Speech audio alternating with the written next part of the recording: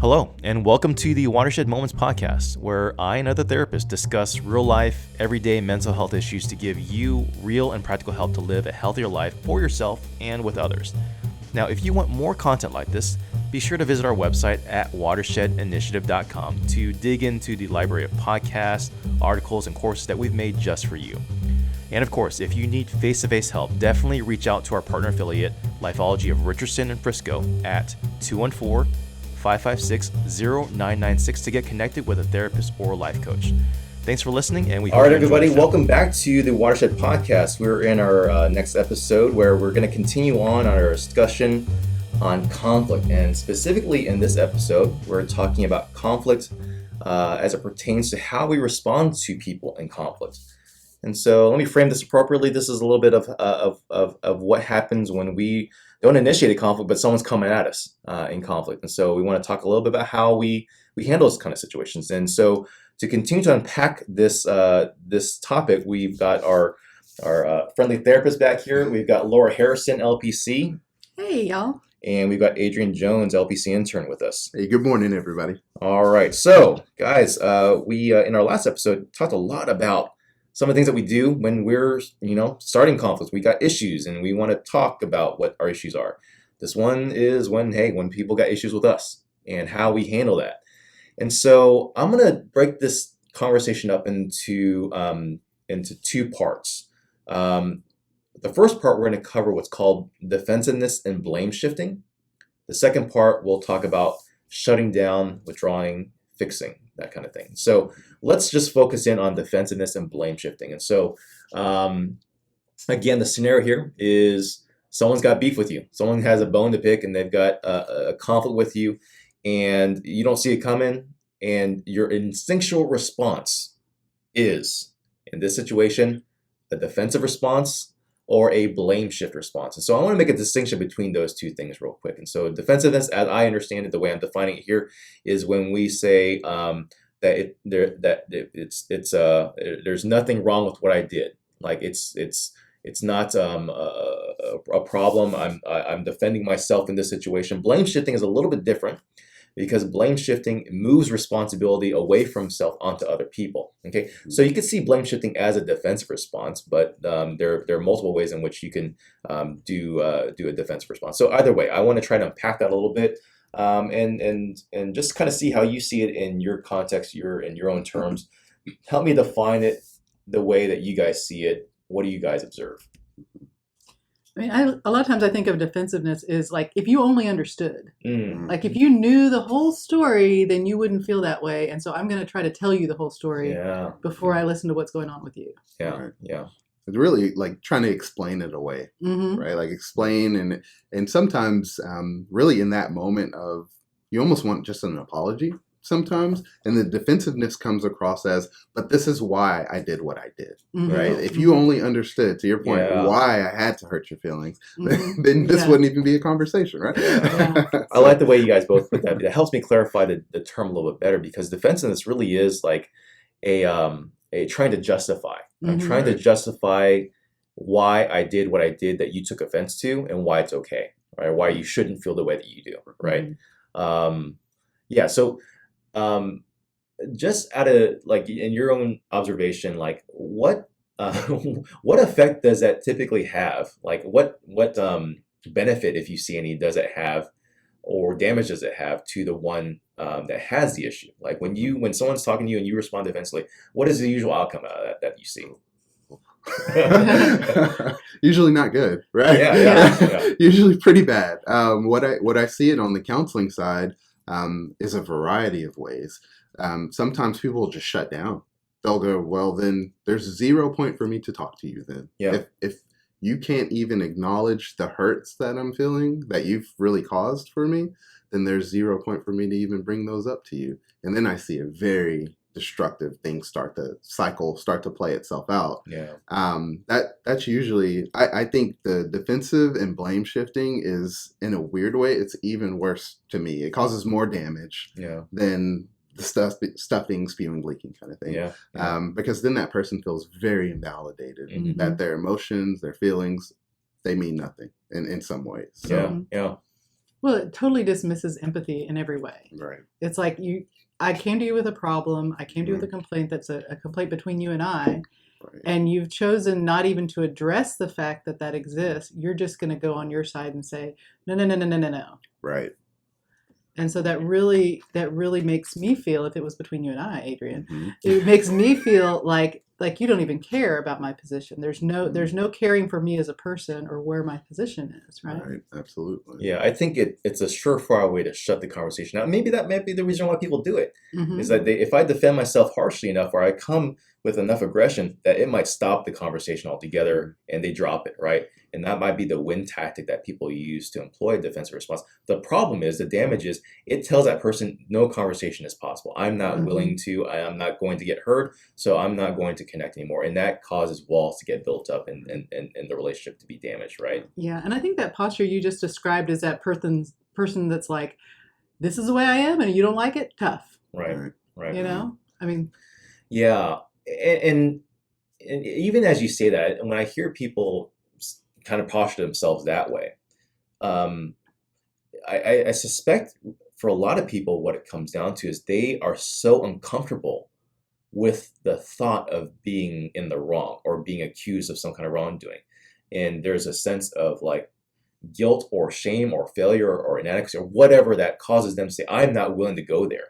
And so I'm going to push back hard.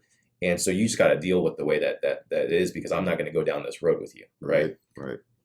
It's a disconnect between your character, who you want to be, and who you're perceived to be. Yeah. And that kind of like connects back with the very first episode when we talked about emotional resiliency, right? And I feel like these two are very much connected, like the ability to be resilient when someone accuses you of something that's wrong. And let's even take it to an extreme. When someone accuses you of something that you know within your bones is wrong, that it's a faulty accusation, right?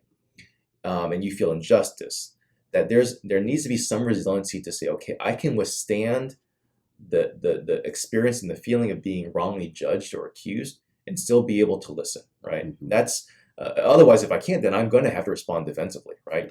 Or if it's a situation where like, okay, maybe I am wrong. Okay, maybe I do feel guilty. Like my wife is saying something to me right now where I feel kind of bad about. And so because I can't deal with guilt or failure or inadequacy, I've got to come back with defense and say, it's not me, it's you, right? So those are just some of the things I kind of observe. Anything else that you guys see as well as it relates to this area of defensiveness before we move on to what blame shifting looks like? I also wanted to touch in on your point, Lee, because that was a really good point of sometimes people use it to shut down the conversation. Yeah. I've also noticed that it can be weaponized in an interesting way. Yeah. Where one partner knows that if they become defensive, it actually escalates the other partner. Where they won't shut down, that's their trigger. Yeah. So then that'll turn into a fight. And then the person that initially became defensive will say, I don't deal with you when you're yelling. And they know that the defensiveness will cause the yelling to start. Yeah. So they're so that's sneaky. So they move them from the person with the problem to the person who has the problem. Exactly. And then they can just walk out of the situation. Yeah. Well, if you could handle this better, we could have a conversation. Right. So we're working on that, right? Yeah.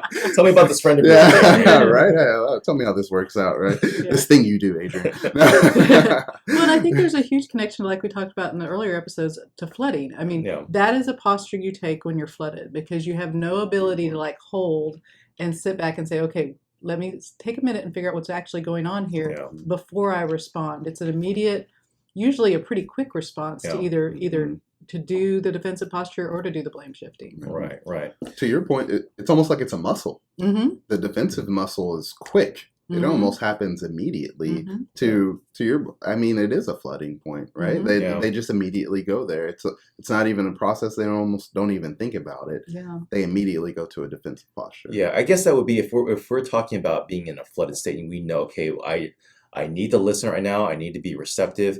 But if a defensive response comes out in a flooded state, it's because they feel that lower brain kick in and they move into a fight response. So I'm not going to be in a position of threat. I'm going to push back and fight back with defensiveness, right? And a lot of times, I know for a lot of our listeners, probably just kind of hearing us unpack this, know that that's not a helpful response. Like there's a number of people who know whenever I respond that way, it does not help the situation. It does not go well, right? But because it's instinctual, because it's a flutter response, it's kind of what we know how to do. It's just what we end up doing it again and again that way, right? And so there's a lot of damage that can get incurred in a relationship because of that phenomenon, right? Absolutely.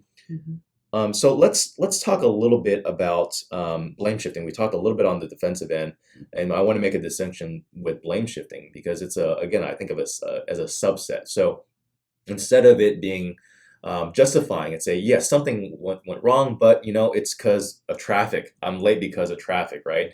Or because so-and-so didn't do X, Y, and Z. And so it's trying to remove responsibility onto someone else. So it's a little bit more subtle.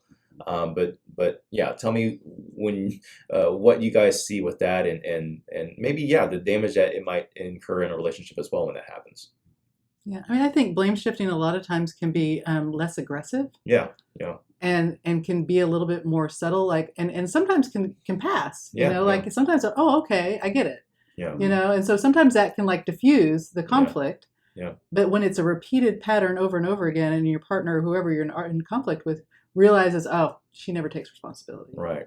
Yeah. Then it starts to become like, yeah, sure, you're always late because of something else. It's just that you don't plan well enough. Yeah. Well, the same thing for me. Also, as a parenting role, teens are really good at blame shifting for parents, like really good about it. Yeah. And then all of a sudden it turns into this pretty quick cycle. Even better when they blame shift it back to the parent. Oh yeah, no, that's where it goes, right? Like immediately. Well, if you had given me more money, right? Then maybe I wouldn't have to. Oh wow, and it's kind of some of those moments of specific blame shifting. I notice it, of course, on the marriage end, but I definitely see it a lot with teens quickly blame shifting towards the parent, quickly, and then the parent immediately becoming flooded and kind of going from that way. So maybe help me understand this too, for me and for our listeners. Like, why do you think that happens? Like knowing that teens do that a lot, and I get it because I, being a teenager at some point, like that's what I would do. But why do you think people go that route, like as teens and going into adulthood? I think control. That's their only time to really get a lot of control. When you're a teen, like, you really don't have many options. Everything, I mean, from where you're going to for the day, what you're going to eat, a lot of things you're out of your control. But they can control and manipulate their parents and get some sense of control from that. And a lot of times even manipulating the parents against one another to get what they want. Yeah, that's a huge discussion I have with the teens and with parents a lot of times, is about letting the teens have as much control as possible and as much control that's appropriate for the developmental level, because they don't have a lot of control. You think about everything in their life is controlled by their parents or school, their structure. I mean, there's no other time in your life that you have that much structure around you than when you're a teenager. Even when you're a kid, when you're a little kid, you just get free play time. Once you become a teenager, that kind of goes out the window. You have very little of that because you have school, you have homework, you have extracurricular activities and responsibilities from your parents. Hey, we hope that you're enjoying this podcast, and we wanted to share something really exciting that we've been working on. If you want to go deeper into the issue of conflict, particularly as it pertains to your marriage, we've created a comprehensive video course for you called Rules of Engagement. You'll get lesson videos, a companion workbook, case studies, and exercises to help you make practical steps to work through conflict in marriage. Watch it now on our website at watershedinitiative.com. So what you're saying, what I'm hearing from you both, is that particularly when it comes to teens, if they feel like they don't have control or power over their environment, when things go wrong, their first inclination is to think, well, it's because of the power or the environment that I have no control over. Yeah, their lack of power. Yeah. And so the only way to really overcome that in that kind of situation is to be able to give them an appropriate level of control and power so they can take better ownership of responsibilities for good outcomes and bad outcomes, right? That sounds really ideal. I mean, you think about like kids going to school. Like if you are 2 minutes or sometimes even 2 seconds late to a class, you have a huge consequence. If I'm 2 or 3 minutes late to work, even if I had a client sitting here waiting on me, they're going to give me a little bit of grace. Oh, I get it. Unless it's a repeated pattern over time. But there's no other time in your life that you are that controlled. Yeah, that's true. And I think it's really unfortunate. So that's an interesting I had not thought about it in that way. So that's really helpful. I had thought as well, the reason why that happens is because from childhood into adulthood, we start off by external environments control us, right? Mm-hmm. Everything is kind of postured for us. But then as we get older, we have to move control back inwardly, right? And so there's a certain level of I have ownership and power and authority in my own life. And I think that what you guys said is really helpful and key, because in teen years they don't have that, right? But as soon as they start going on to college and so forth and into adulthood, they're given more power, but they may never have shifted out of that mindset. They may have always just kept it, hey, well, I just kind of know it's people around me that control me. And so they never take that ownership to be able to say, okay, I did well and I did poorly in these situations, and to be able to live into that, right? I mean, it's almost a sense of relief when you talk to teenagers. You're like, this is just this time. You know, once you get out of high school, everything changes for you. Yeah. And you gain a lot more control over your choices and what you're doing. And they're like, okay, just one more year, just 2 more years, you know? Yeah. Well, to Laura's point, I think it's better what you said of giving them as much control as you can, because also what it does is when that moment happens of I'm out of high school and I go to college, I know how to do things. Like I know how to think for myself. I know how to do these different things of life. But part of it is if you do everything for them, then that moment does come and it's the control and everything. They don't know how to deal with it. Yeah. So there is that part of failure to launch that I deal with a lot of failure to launch. And a lot of it specifically kind of rolls back to everything was done for them. And then all of a sudden when the moment came for them to kind of shoot out, they didn't know how to, right? And then there was this frustration of, well, why don't I know how to do this, right? It's mom's fault, right? And then, another award on the shelf. As we're on blame shifting, So, and I see that a lot, right? That moment of right when it's time, and then as a parent, you're expecting them like, hey, I've done these things for you. You saw me do all these things for you. Why don't you know how to do them now? Yeah. I'm thinking about, as well as you guys are kind of talking it through. Last episode, we talked about parental invalidation and that judgment tone. And so I'm thinking as people get older into their adult relationships, primarily in marriage, why this happens. Why does a husband or wife respond defensively? And it feels like it's kind of connected to that whole parental thing, because when in conflict, if someone comes at them with a parental tone, like, hey, where were you? Or why didn't you do X, Y, and Z? Immediately there's a defensiveness of, okay, I'm coming, there's a parental criticism coming at me, right? And so the natural response when a parent comes at you is to revert back to your child response, which is, hey, like, it wasn't my fault, like, or these other things are going on, right? And so there's an element of, I think that's part of the reason why people, even as adults, we know, okay, we want to be able to take better ownership of ourselves and what we do. But it's almost as though in those moments of conflict, we revert back to old patterns of, okay, it's not my fault, it's other people's fault kind of thing, right? So I think, again, that shift of being able to know, okay, that's how it is when we're teens, but being able to know how to grow out of that into adulthood, to be able to know I can actually take responsibility and ownership of the things that go well and the things that go poorly in my life, right? Yeah. So let's do this as we kind of unpack a little bit more. Let's introduce the next set and talk that through as well, which is going to be withdrawal and fixing. And so this is going to be when people in conflict shut down and they like stonewall. They shut down verbally, maybe emotionally. They check it. Maybe they might even just get up and leave, right? So that might be one response. Another response would be to fix, which is to try to placate or try to resolve or address the issue as quickly as possible. Whatever, like if it's like, oh, you forgot to take the trash out again. Oh, like instead of it being about like not maybe being mindful to listen or to understand when your spouse is asking for something, but to say, okay, well, I'll take out the trash right now, right? And I'll fix that problem right now, right? So that's the kind of framework that I'm talking about. Talk a little bit about that more, like help our listeners kind of understand or connect and relate to that. I see withdrawal a lot. Yeah. Once I love how we say this. As a recovering withdrawer, it's definitely one of those aspects of you do think in some ways that by withdrawing, I'll actually calm this situation down. And it's twofold. One, it's comfortable. It's easier for you because you don't want to deal with the fight anyway. But two, for the other aspect, you say to yourself, this isn't even going to be productive. This isn't going to be helpful, and I'll just walk away from the situation. But what you do and what you don't recognize is when you're walking away from that situation, the other person feels very invalidated, right? Like even if they were 100% wrong, there's a different way to do things, right? And withdrawing just causes that person, from what I've seen, to chase. Yeah, and it's just this like snowball, right? Yeah, and that quickly escalates things. Yeah. Well, and I tend to fall more on the fixing side. Like if you're having a problem, I want to fix that problem to alleviate the stress for you and for me, right? Right.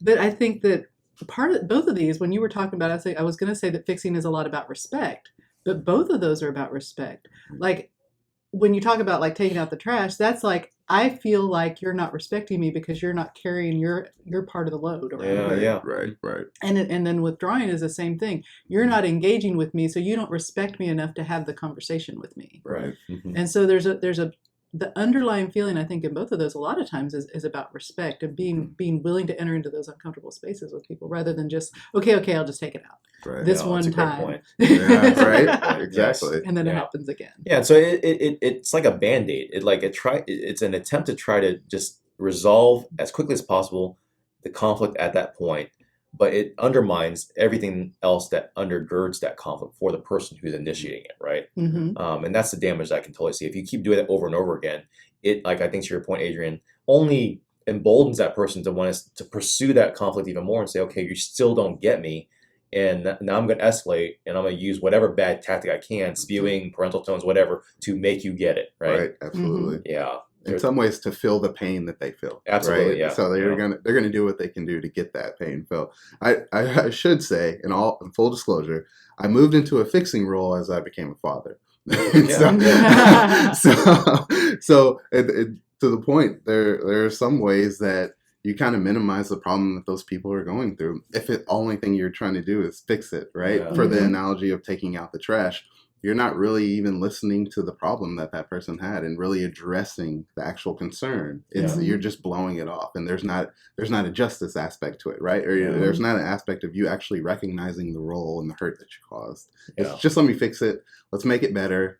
And let's go back to things being copacetic, right? And that's the goal. But sometimes for your partner, that's not even what they wanted. They just wanted the acknowledgement of, I'm sorry that I did this. It won't happen again. Or, that kind of thing. So full disclosure here, I actually had a fight with my wife a few weeks ago around this issue. About taking out the trash? No, it was something else. Because that's a common fight. It was close, and so I won't get into the details, but essentially my wife is saying, hey, I'm really frustrated about something. And then all I heard was, I need X, Y, and Z. Right. And so I was in my mind thinking, okay, I can fix X, Y, and Z. I'll take care of that right now, right? And then she had come back to me later on and said, I really just needed you to listen to me. I'm like, I didn't see that at all. I thought you wanted me literally to fix something. And so the reason why I'm saying this is because I think for a lot of people listening, especially like as guys, I think I'm a fixer. I even told my wife, I'm a therapist, and I have a gear to be able to listen and to be empathetic, but I'm still a guy. And so if you tell me a problem, my natural inclination is to want to try and fix it, right? And so what was interesting about that conversation was that I gravitated to fix because I felt responsible to fix, and I felt guilty if I could not fix it, right? Whereas my wife was saying, I really just needed you to listen, and I wanted you to understand my frustration, but I didn't hear that cue. I did not hear that at all. And so I was not able to move in that space. And so that's just, I think, a dynamic just to kind of unpack for our listeners why people do this. And just speaking as a recovering fixer, right? So that's a totally deal. Right. I love that you put it that way, because it just made me think about it in the moment. If someone outside of my wife and children come to me with a problem, I will try to help them to the best of my abilities, but it may not be my first response. But if my wife comes to me with any kind of problem, my immediate response in my mind is, how on earth can I fix this? What do I need to do? Right. And take this pain from my wife of what she's dealing with, or my kids, whatever they're dealing with. The immediate response is, it's almost a responsibility. So in my heart, it's like, what aren't you doing, and what could you be doing to fix this problem? And that is not right. And that's the moment of like, okay, that's not what's happening, or maybe it is, but sometimes it's clarifying. Sometimes I'll just ask my wife, like, do you want to fix? Do you want the fix, or do you just want me to hear you out? Because I can do both. But immediately, to your point, Lee, my mind, even though I'm telling her that, I've already got the fix in the back of my mind. You're ready to play that card. I'm just telling myself, I know be quiet. Say fix, I got it. Please say fix. But to that point, it's just that moment of take a deep breath, listen, communicate to what they need, and hopefully they say fix. But yeah, that's just, it's a human nature thing. And I think I really appreciate this conversation, because I really want our listeners to understand this is a thing. It's human nature, and kind of where we ended our last podcast on, in terms of what do we do with that, knowing that this is human nature. Like, what do we do with that? And so in our last podcast, we talked a little bit about just awareness and just knowing that this is stuff that happens, and it's totally normal, right? But maybe talk a little bit more for our listeners. What can be done? What are some things that you would suggest a client to do to be able to know how to not do these things, right? Mm-hmm. Well, I think there's a big difference between the defensiveness and blame shifting and withdrawing and fixing, because withdrawing and fixing can be healthy. Yeah. Mm-hmm. And if done right? Yeah, if it's a timeout, yeah, or if it's timed right. Yeah, right. I mean, if that's what is needed in this, like you said, if I ask her for fix and she wants fix, that can be very healthy. Yeah. Yes. but when you're assuming things, and I think that's where we get into trouble, or you're trying to avoid. Yeah. And that's where you have to be aware of, like, when I'm just like running into this without really giving them the opportunity to speak or really listen to what's going on, that's where you get into trouble, and that's when it causes damage. So. Yeah. No, I like that. So there a lot for withdrawing or fixing. A lot of it is timing it or clarifying it to know when is it appropriate and when is it not appropriate. Yeah. But generally speaking, defensive and blame shifting is in general not a good tactic. Yeah. Right. Yeah. I think you hit the nail on the head. Clarifying for withdrawing and fixing. Like, if you can communicate that with one another and clarify it, it's almost a building moment. Like, it adds to the relationship, because then both people kind of see each other in that moment. But to your point, yeah, the defensiveness and blame shifting. And I almost look at sometimes on the blame shifting aspect of, sometimes it comes across as it's very intentional. The defensiveness and blame shifting is very intentional, versus if we almost took the shift of saying, what if this person has no control over it? They don't even recognize that they're doing this blame shifting or they're doing this defensiveness. At some point, there is that ability to point it out and to kind of acknowledge it in a positive way.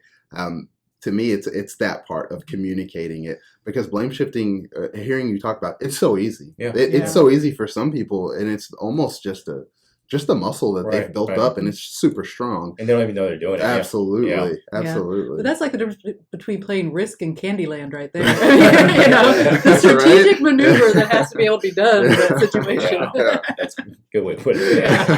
Yeah. All right. So we're going to end our podcast here on that note. What I want to do is tee up our next episode a little bit more. In the next episode, we're going to move away from the communication aspect and what we do in speaking and listening to more of what goes on in our internal minds as we do conflict. And we're going to talk about a concept called narratives.